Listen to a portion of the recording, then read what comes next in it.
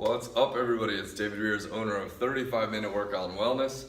Make sure you subscribe to my page. It's 39-Minute Workout with David. Today, we are talking about the next major movement of the 4 primary movements, and this is called the hip hinge. Now, the hip hinge, right? What are we talking about? Essentially, what is a kettlebell swing or a deadlift is the hip hinge. This is the one movement that too many people just completely go without in their exercise routine. I would say most of you probably, if you do lift weights or use machines, you do press, you do row, meaning pull towards you, you do squat, which we talked about already, but probably, how many of you actually use hip hinges? If you do, leave it in the comment. Tell me what hip hinge you do. Do you deadlift with a bar?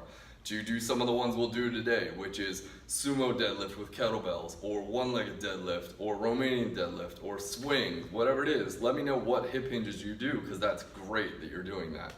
For those of you who don't, let's talk about why you need to. Number one, the hip hinge is going to give you a stronger core and much safer, stronger back for picking things up, okay? There are so many people scared of hip hinges, meaning pick something heavy up off the ground or swing a kettlebell by hinging our hips, because they're like, oh, it's gonna hurt my back. To the absolute contrary, if you don't know how to hip hinge, you're the ones concerned about hurting your back, because hip hinging is gonna do 2 things: make your core and back really, really strong, and teach you how to move from your hips, which is why it's called the hip hinge. When we pick things up off the ground, folks, we shouldn't be looking at the floor, bending in the spine. This is death. This is trouble. This is, I used to have major back problems because of an injury I had as a kid, 2 wrestling injuries and then a water skiing injury, and I used to blow my back out all the time until I learned kettlebells. And me, and I'm gonna say really bad English, tons of my clients have come to me with terrible backs, and I myself have all recovered, created far better, safer backs because of practicing the hip hinge and getting stronger there. So we're going to talk about it today. It's a great way to train your hamstring, your butt. All of you who want to firm up your butt, this is where it's at, the hip hinge. Because the hip hinge, you're going to elongate the hamstring and drive using your hamstring and your booty, all right? How do you want to firm up the butt? I'm going to do some series on this, not that, how to train for firming up muscles. And so many women especially out there wasting their time on all fours doing 10,000 butt lifts with no weight. It will work. It will take an inordinate amount of time, and you're never going to get the kind of strength that you will from these moves in a fraction of the time and have a lifted, firmer butt. Women who I teach the kettlebell swing, within a month are reporting feeling lifted, feeling firmer, having more shape there. So kettlebell swings and deadlifts are where it's at for firming up your booty, all right? So let's talk about 4 moves I'm going to work on today. They are not all beginner moves, okay? The first 3 are beginners, and then I'm going to show you a more advanced version that looks similar, but much, much more difficult, because I want people who are at different levels to learn something. So the first one, let's start with the most basic hip hinge, which is the kettlebell swing. This is not my swing tutorial. I'm not going to teach you exactly how to do that in this video, but I do want to show you what the kettlebell swing is. I have another video on learning the kettlebell swing. If you haven't watched that yet, make sure you check that one out, as well as the top 5 kettlebell swing mistakes.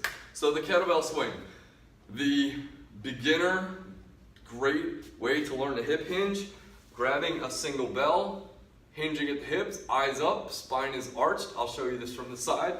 Chest to the floor, hands hip high in the crotch, and we aggressively snap the hips. That's the kettlebell swing done correctly, okay? Again, from the side, I hinge at the hips, my butt goes straight back to the wall behind me, my chest is to the floor. I've engaged my hamstrings. From there, I snap aggressively. So from the side,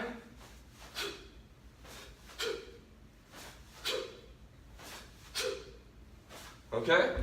So that's numero uno in hip hinge, the swing. Number 2, these are all hip hinges. They're all basically the same movement, but we're gonna play with different weights and different moves.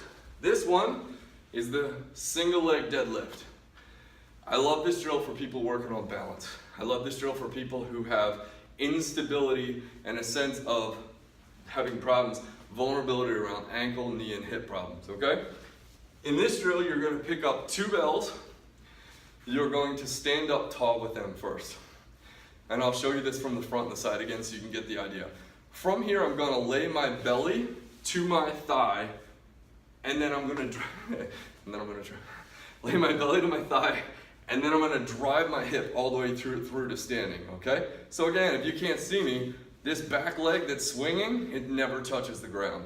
I'm swinging, laying my chest to the floor, and I'm driving my hip forward, okay? From the side, so you get an idea of what I'm doing here. I'm not trying to touch the floor with this. If you have great mobility, that's fine. Going halfway down your shin is enough, okay? So I fix my eyes about 5 feet in front of my body. I push my chest to the floor, belly to my thigh.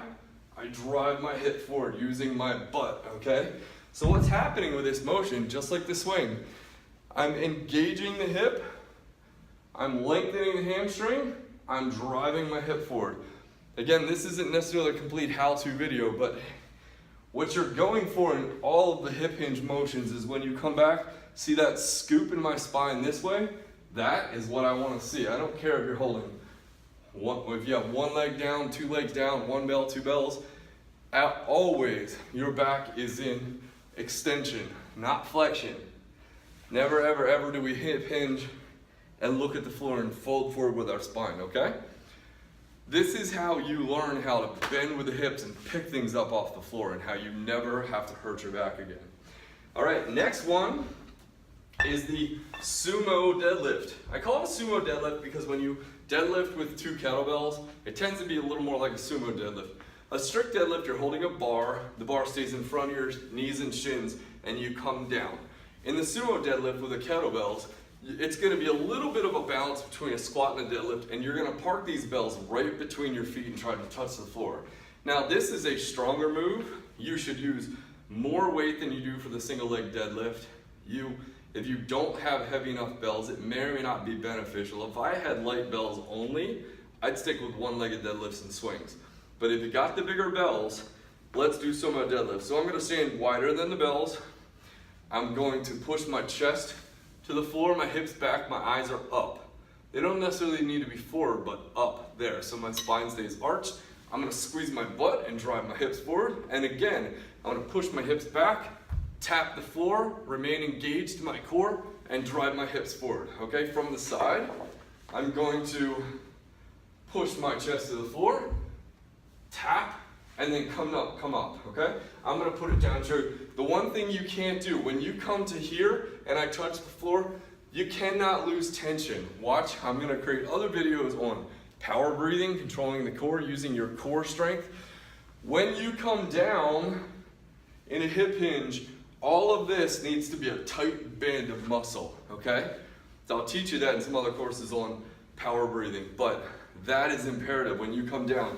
When I come to here, I'm braced in my abs, everything's tight, and I drive up. And if you have to relax, you relax here with your butt tight. This is where you relax, not at the bottom, okay?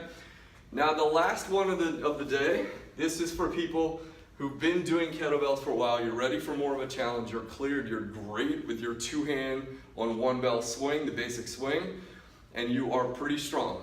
At that point, you might want to play around with doubles. I love doubles. Doubles is the most fun to me. Doubles burns more fat. Doubles changes your physique really quickly. Doubles is where it's at with kettlebells. They are incredibly challenging. I've never met a person who said, oh well, that was easy. There is no such thing as an easy double kettlebell drill, okay? So double kettlebell swing, the ultimate hip hinge. I'm going to stand just like the Sumo deadlift, wider than my bells. I come back, I'm going to hike them through my thigh, and I'm going to snap. I'm just going to do a couple for you, okay? So,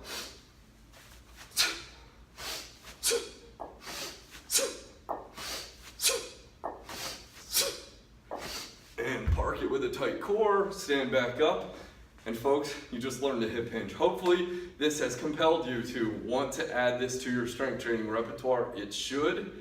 Don't neglect this move. It will really benefit your leg strength, your ability to burn fat, and your healthy back, okay?